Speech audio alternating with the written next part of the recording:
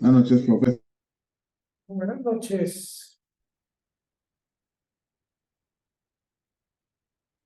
No, profesor.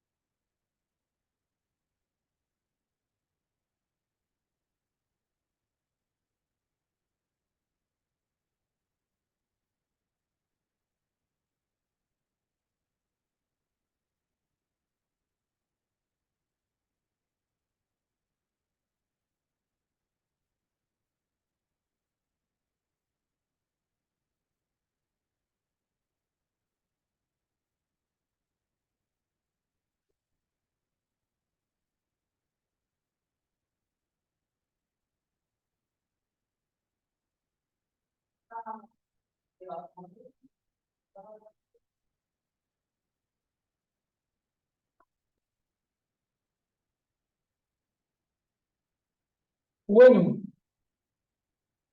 bienvenidos de nuevo para los que nos habíamos visto, para los que no.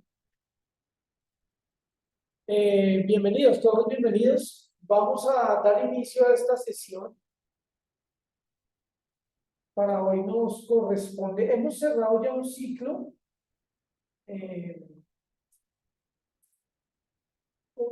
que tenía que ver con la contextualización,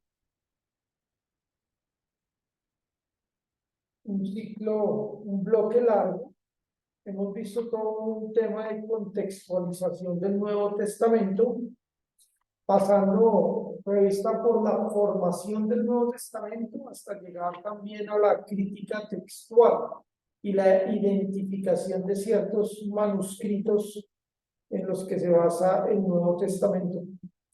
Llegamos así a la semana 9, que tiene que ver ya con otro tema de profundización. ¿Listo? En la profundización lo que vamos a hacer es tratar de ubicar los corpus principales del Nuevo Testamento y tratar de abarcar una introducción de estos, ¿vale? Ustedes, para el día de hoy, debieron haber tenido leída la lectura de Charpentier, el género evangelio, de la lectura del libro para leer el Nuevo Testamento.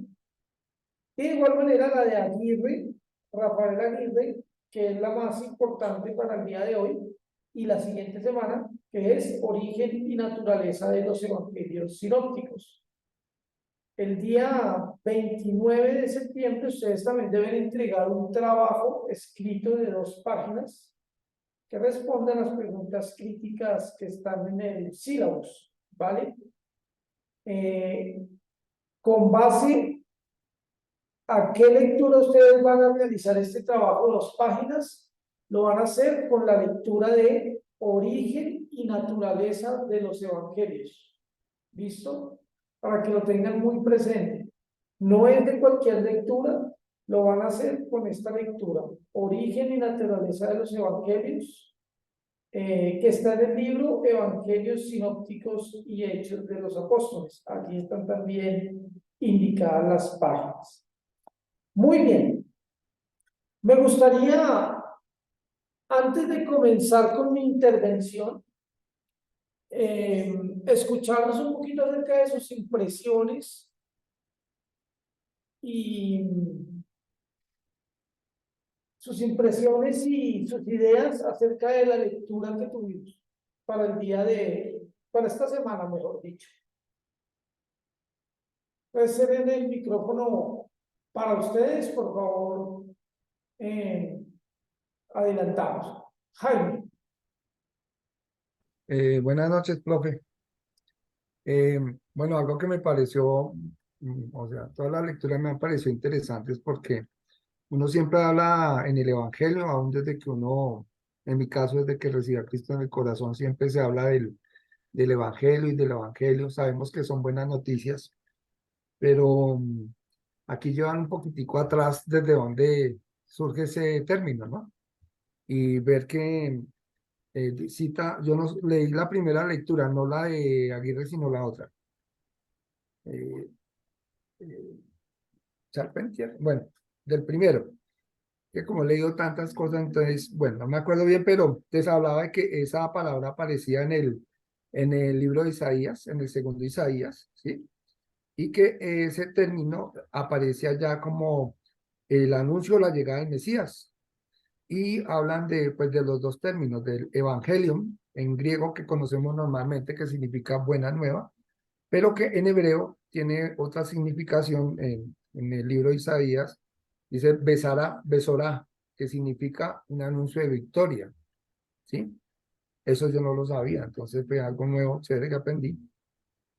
Y que eso fue en el sentido teológico en Isaías, ¿sí? Pero en Jesús esa palabra pues se cumple, ¿no? Porque la promesa cumplida de la buena nueva, de que esa buena noticia está con nosotros, de que se cumple.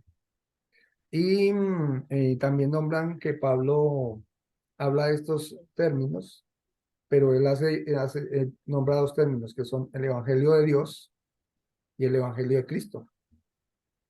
El primero para significar pues que es el Evangelio de Dios son las buenas nuevas al enviar a su Hijo, y el otro, el Evangelio de Cristo, pues el que está, que estuvo en la tierra, que murió y resucitó. Y también habla de que la lectura me interesó esto también, que con Justino en el año 150, pues fue cuando se le nombró, no sé si estará de acuerdo la lectura con nosotros, la palabra evangelios, después de esos escritos, ¿no? O sea, que se bautizaron con esos nombres. Bueno, eso como la parte introductoria, no sé, si quieren ahorita hablo más, no sé, a ver si otro compañero charla. Vale, Jaime, muchas gracias. Muchas gracias. Vamos con Adrián. Buenas noches, profe, compañeros. También hice la primera lectura y pues lo que me gustó, o sea, que rescató de ahí es la forma en cómo muestra al Evangelio. Digamos, me gustó la parte donde dice que es un escrito que responde a las necesidades de la comunidad, sí, que cómo orar, cómo ayunar, si se puede reparar a la mujer, todas estas preguntas responden los evangelios. Y también que nos dice lo que no es un evangelio, que son las actas de la vida de Jesús y no es una biografía de Jesús. Entonces es chévere porque nos dice que sí es y que no es.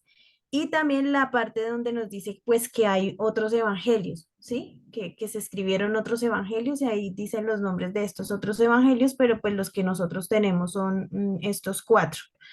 Pues esas son las cosas que me parecieron así como interesantes. Y también pues precisamente en esto, bueno, también habla de los sinópticos, de los tres sinópticos. Y pues algo que yo precisamente estaba en estos días preguntándome de dónde salió esa palabra evangelio. Sí, yo me pregunté y pues ya ahí nos dice incluso la fecha de cuándo fue y quién fue el que le colocó esta palabra a estos escritos. Gracias, profe. Vale, Adrián, gracias. Vamos con Sara. Sí, buenas noches a todos. ¿Cómo están? A mí me gustó también mucho la primera lectura, cómo está organizada, porque es muy fácil de leer, ¿sí? Digamos que por temas es mucho más comprensible todo. Solamente que sí me quedan dos preguntas de esa lectura. La primera tiene que ver como algo de términos que utilizó el autor. Digamos en la página 54 de la lectura y que corresponde a la 55 del PDF que el profe nos subió, dice que el Evangelio contiene palabras flotantes. Entonces, como que no entendí muy bien eso, aunque ahí como que intentan explicar de que son palabras que dijo Jesús, que no se sabe cuándo las dijo o algo así, pero no me queda claro bien esa cuestión de las palabras flotantes. Y la segunda ya tiene que ver como con una nota que hicieron a la derecha, como que a la derecha tenía notas al lado de la lectura. Entonces, en una nota al lado de la lectura decía que alguien había hecho un evangelio a partir de los cuatro evangelios que son Mateo, Marco, Lucas y Juan. Había hecho como un solo documento reuniendo esos cuatro evangelios que me pareció como que me llamó la atención porque yo siempre había pensado en algo así, o sea, desde que empecé a leer la Biblia, yo sí me preguntaba si alguien había hecho algo así. Entonces, a mí me gustó mucho aprender eso y fui a buscarlo y me encontré, bueno, no pude leer mucho porque pues no era gratis, entonces eh, bueno, me gustó como leer eso, que hace como como que los mezcla entre sí. Entonces la pregunta con respecto a ese documento es si alguna vez llegó a ser canon o si no fue considerado canon o digamos que solamente se menciona en la lectura de que alguien hizo eso, pero no profundiza en ese tema. Entonces sí me gustaría saber más información con respecto a ese documento si es bueno, digamos, académicamente hablando de leer, o si definitivamente está muy desorganizado, o es mejor tener los cuatro evangelios así como los tenemos. Eso me gustaría mucho saber. Entonces, esas son las dos preguntas que tengo acerca de la lectura y eso me pareció muy chévere cómo está organizado. Muchas gracias. Gracias, Sara, por los comentarios. Eh, sí, tiene que ver con lo que se llama una armonía de los evangelios. Eh, Querer hacer un solo relato, un metarrelato, tomando los principales puntos de cada uno de ellos. El primero de estos intentos de armonía conocidos tiene un nombre, se denomina el Diatesarón. Diatesarón es el primer como texto conocido. Esto nunca fue canon porque más bien fue un intento de reconciliar estos evangelios, tratando con el deseo de hacer una vida de Jesús. De ahí para allá, pues el intento de armonizar los evangelios ha estado muy latente. Sería Tesarones del siglo segundo. Creo que es de Tasiano, si no estoy mal. Sin embargo, hoy día se discute mucho si es eso lo que se debiera hacer, si debiera hacerse armonías de los evangelios o dejar que cada evangelio sea independiente, puesto que cada uno tiene sus propias intencionalidades. De manera que hacer uno solo es de alguna manera quitarle mucho de intención y propósito a cada uno de los otros, ¿sí? Bueno, igual eso vamos cuando veamos el tema de la formación de estos evangelios, vamos a tratar de ver eso un poco. Daniel, Profe, compañeros, buenas noches. Bueno, de la primera lectura me pareció interesante porque, bueno, reafirma varias cosas que hemos estado hablando sobre los evangelios. Resalto una parte que hace énfasis el autor, que me parece que es importante, pues en mi caso, verlo más desde esa perspectiva, que los evangelios no están enfocados en el tema biográfico, o sea, como ser los biógrafos de la vida de Jesús, sino que hay un énfasis en ellos más en el tema, en los temas, digamos, más en el tema teológico y más en aquella como representación del viva o de lo que hace Jesús como tal en su vida. Me llamó la atención, bueno, la mención que hacen de varios evangelios, entre ellos uno que narra, dice la lectura, se narran hechos de que milagros que ocurrieron o que Jesús aparentemente hizo entre cuando tenía 5 años y los 12 años. Menciona un poco de eso. Me pareció pues un poco interesante y digamos que en cuanto a eso siempre he tenido como esa pregunta de bueno, aunque no es el objetivo de porque existe la Biblia, pero sí, digamos, después de que uno tiene referencia que Jesús va al templo y ya cuando empieza su ministerio hay como un bache digamos, de referencia en cuanto a qué pasó con Jesús durante ese tiempo, que de pronto si uno pudiera tener acceso a información después, de pronto no sé, más por curiosidad o perdón la palabra que voy a usar, como por morbo, por chisme, ¿qué hizo Jesús en esa edad? ¿Será que se enamoró? ¿Será que de pronto, no sé, tuvo que enfrentar diferentes situaciones? Y de pronto sí me quedó pensando eso que digamos, por los evangelios que tenemos y la composición bíblica que hoy poseemos, entendemos que los milagros de Jesús empiezan después de su llamamiento y después de estar en el desierto y después de empezar ya su vida pública de ministerio, empieza a desarrollarse una parte de milagros. Pero sí me causó o me generó como esa curiosidad, esa afirmación que hacía el autor sobre esos libros que mencionan en esa etapa de Jesús que también hubieran posiblemente ocurrido diferentes milagros.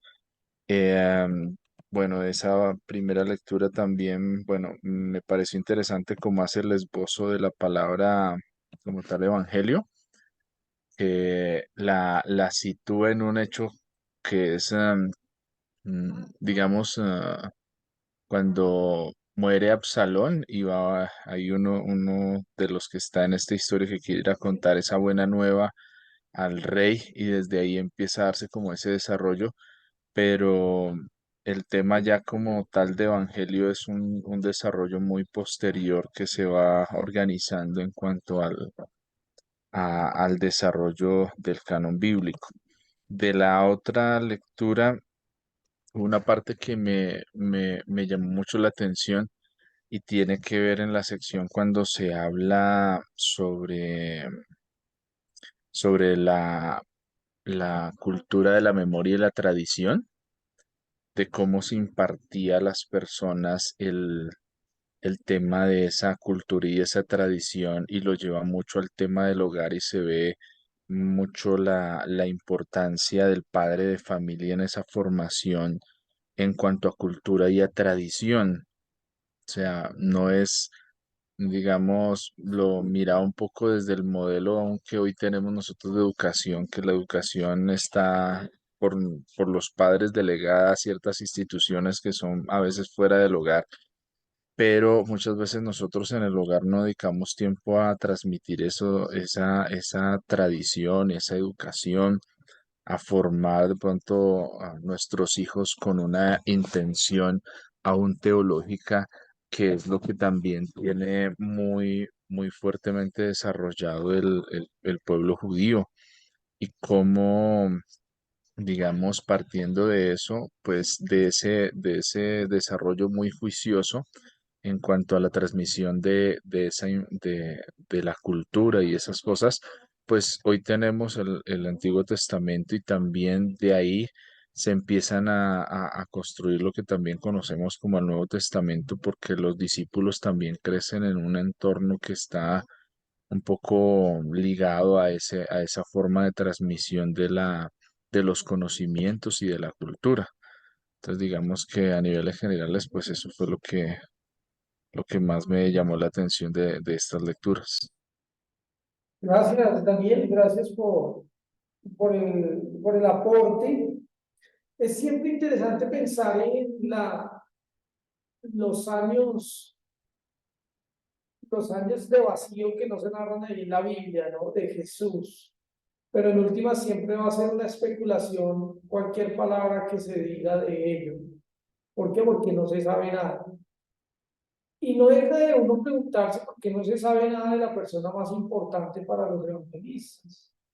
¿Sí? ¿Por qué no se sabe nada de eso? ¿Qué pasó en esa edad de Jesús? ¿Qué pasó en su adolescencia, en su juventud? Eh, la pregunta que nos queda antes de esa es, ¿realmente importa? ¿Importa la historia de Jesús? ¿Importa que nos cuenten qué hizo Jesús? Y si importa, ¿por qué no le importó a los evangelistas? ¿Sí? La cuestión es más, bueno, se pueden dar varias respuestas frente a eso. Una de ellas es que los evangelistas mismos no sabían nada, no tenían fuentes asequibles para tratar de mostrar qué había pasado con Jesús en estos años, ¿sí? Es lo más probable que ellos no tienen fuentes de ello. Ahorita hablábamos en una clase precisamente de por qué Marcos no toma, por ejemplo, los relatos de infancia, solo Lucas y Mateo tienen precisamente estos relatos. La opinión de algunos autores es precisamente que Marcos no tenía acceso a esas fuentes. Y si Marcos fue el primer evangelio que se escribe, de alguna manera eso evidencia que los relatos de infancia son muy posteriores a los relatos de la pasión. Es decir, lo primero que se escribe y lo primero que se reflexiona no es la infancia de Jesús ni su nacimiento, sino que eso es posterior a su muerte. Y es más, se escribe desde una reflexión pospascual, como ya hemos hablado bastante de eso. Se hace toda una reflexión desde la Pascua y desde allí, solo desde allí, se empieza a escribir una historia de Jesús, incluyendo los relatos de infancia de él. Al parecer, Marcos no tenía esas fuentes, empiezan a surgir solo desde Mateo y desde Lucas, y probablemente se dice que la fuente Q era probablemente un documento que contenía algo de estos relatos de infancia. Pienso también que para los evangelistas no es importante ese tiempo de la vida de Jesús. Recuerden que lo más importante es el evento interpretado, el acontecimiento de la Pascua de Jesús muriendo en la cruz. Es el evento de reflexión teológica que llama la atención a los evangelistas, y solo desde ese impacto escriben algo acerca de Jesús, de manera que eso es lo único que podemos tener acceso.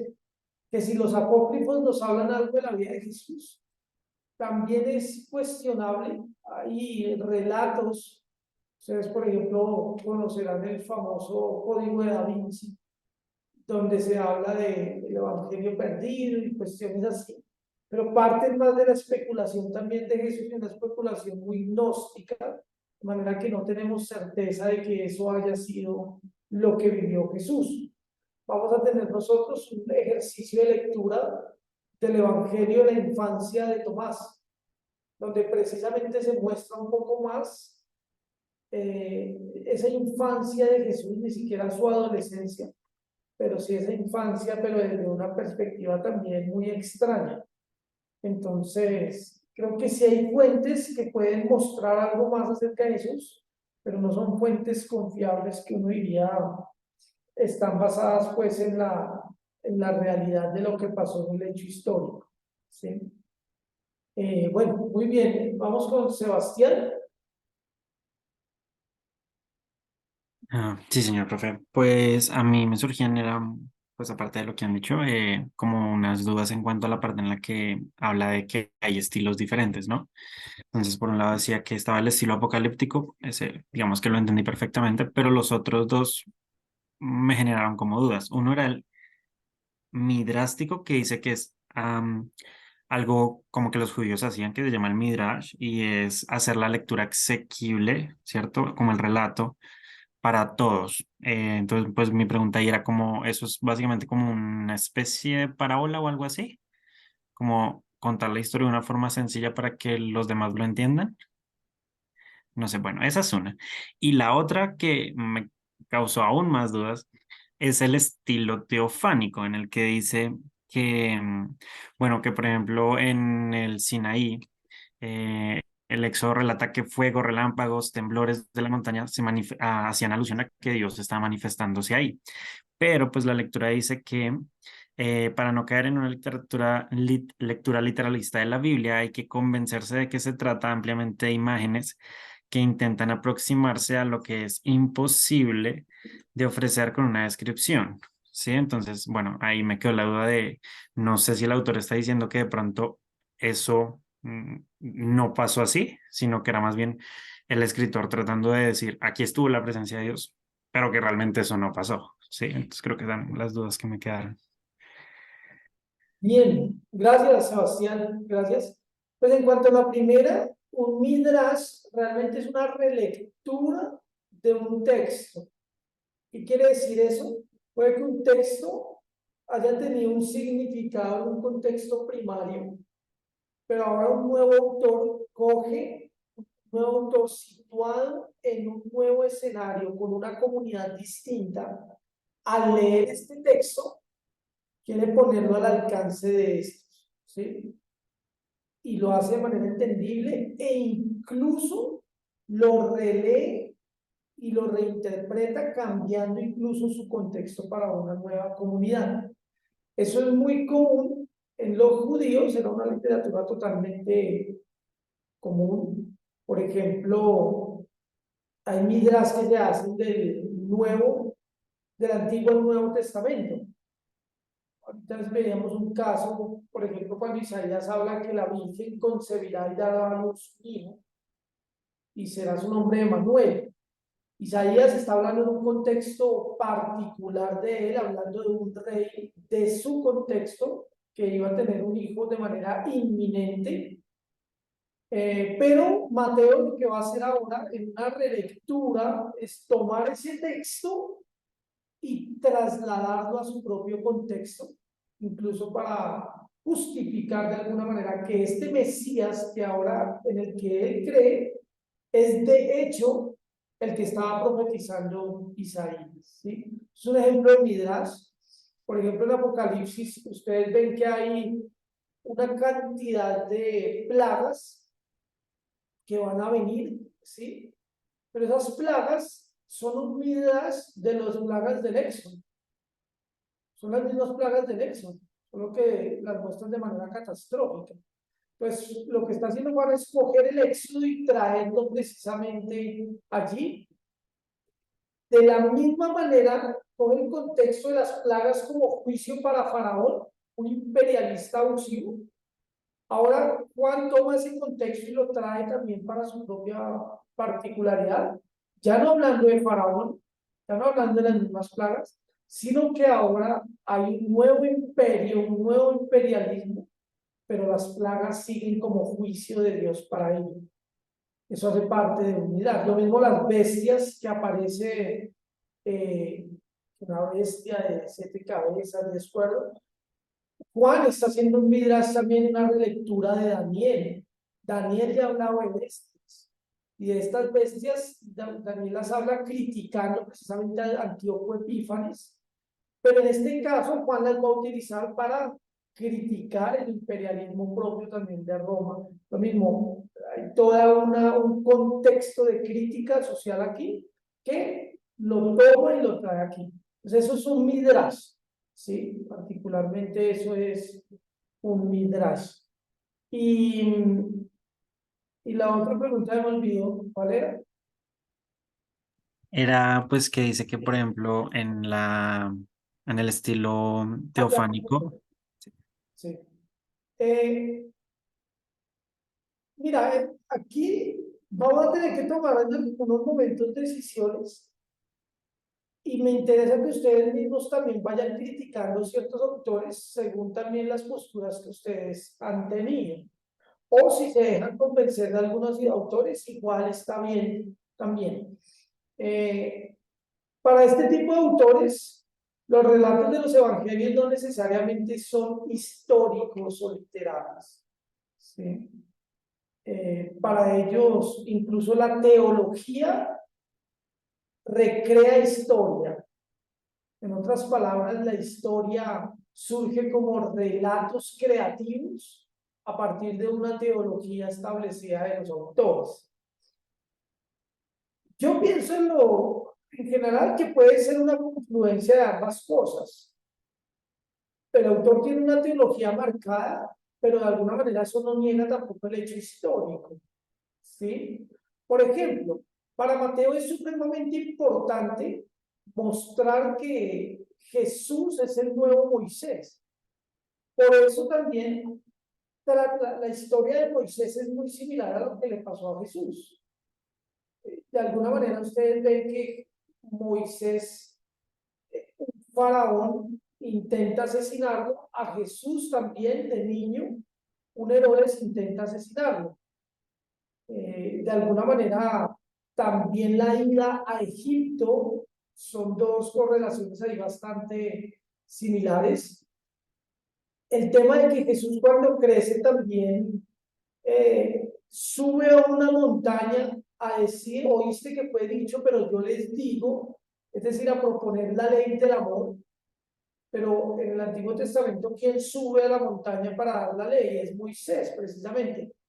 Entonces, hay ciertos autores que dicen, es imposible negar la relación que tiene, una correspondencia teológica que tiene Jesús con Moisés. Es obvio que allí hay creación literaria. Eso no es un chiripazo, eso no es suerte. Ahí hay una obra literaria también. Pero eso no niega que Jesús realmente se haya subido a un monte a dar un sermón. Eso no quita el hecho de que Jesús se haya visto amenazado por la violencia y haya tenido que partir para Egipto. Eso no niega esas historias. Pero volvemos a decir, el hecho histórico como tal no es tan relevante de manera literal. Eso es una concepción un poco más moderna de la historiografía bíblica. Para el autor, lo más importante es la teología y la propaganda que se puede hacer de Jesús. Bien han dicho ustedes desde el principio, esto no son obras de biografía de la manera como nosotros las vemos, sino son obras teológicas con proyecciones propiamente teológicas. Bueno, muy bien. ¿Qué hora es? Son las 9:20, nos quedan 10 minuticos. Creo que Mercedes también tenía la mano levantada. Ah, sí, profe, gracias a ti.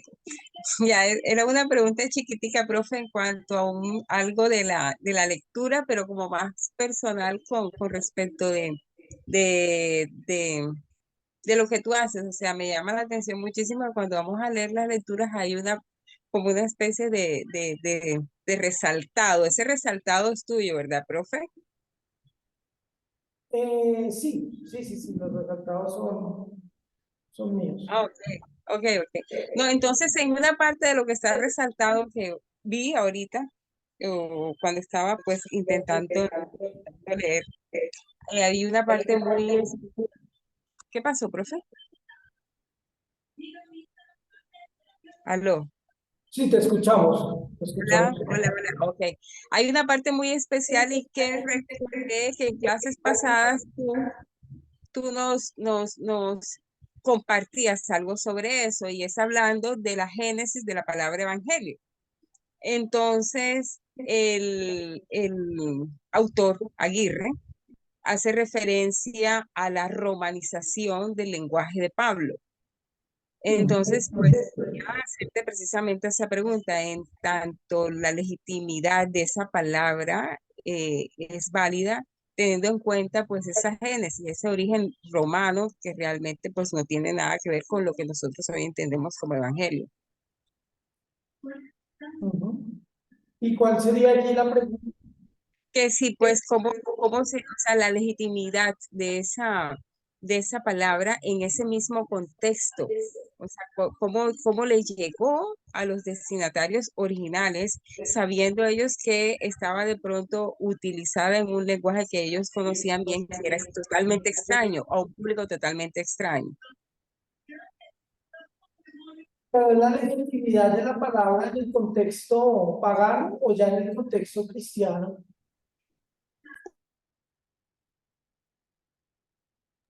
¿Cómo, profe? Es que no oigo.